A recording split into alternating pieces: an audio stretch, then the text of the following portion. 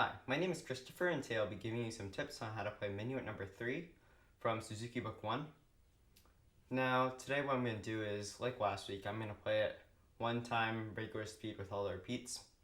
Then I'm going to play it a second time, but the second time I'm going to play it much slower so you can really hear it and see everything. And then after that, I'm going to give you some tips.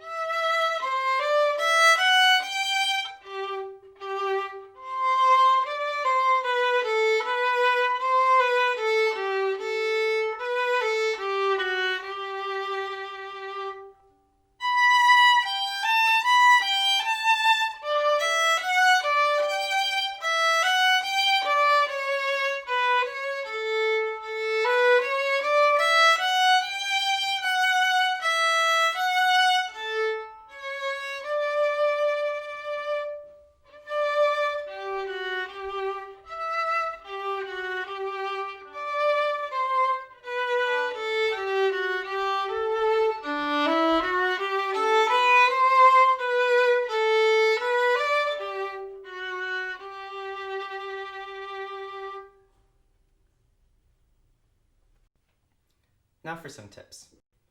Firstly, I want to address the grace note in this piece because this is the first note that we've encountered. Now, what we can do to play this is, if you look at the measure right before we have the grace note, we have S sharp, G, A, B, G, and then the grace note. What we want to do is, when we play that B before that grace note, we want to hold down that first finger for that G, hold it down, and then lift it up when you play the grace note. This is going to help a lot. So again, let me show you. We have, I'm just going to start from the F sharp. So F sharp. Then we have the B. I'm going to hold down my first finger. I'm going to place it down. Keep on holding it down. Then release. Again, that's B. Keep it down. Release.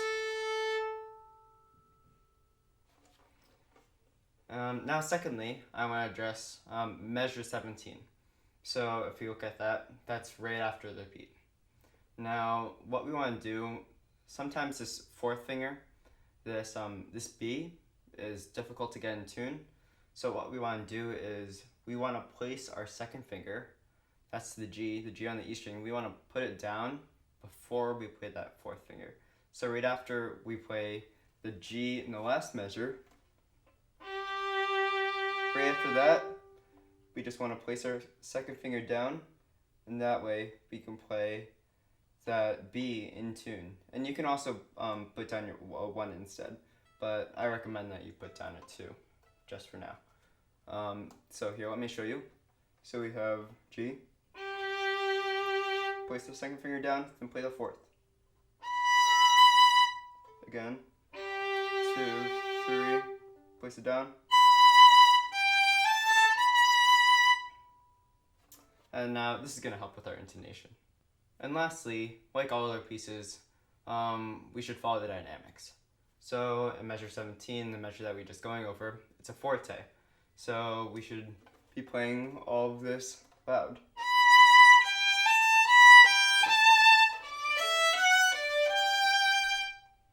But then, 2 lines down, we have a piano. It should be softer.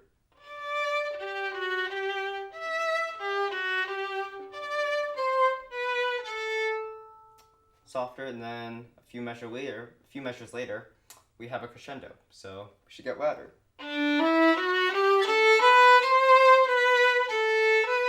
D crescendo.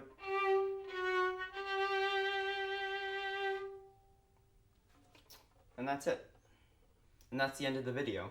I hope you enjoyed it, and I hope you've learned a few things today. As usual, if you have any questions, feel free to ask them, and I'll try to answer your questions.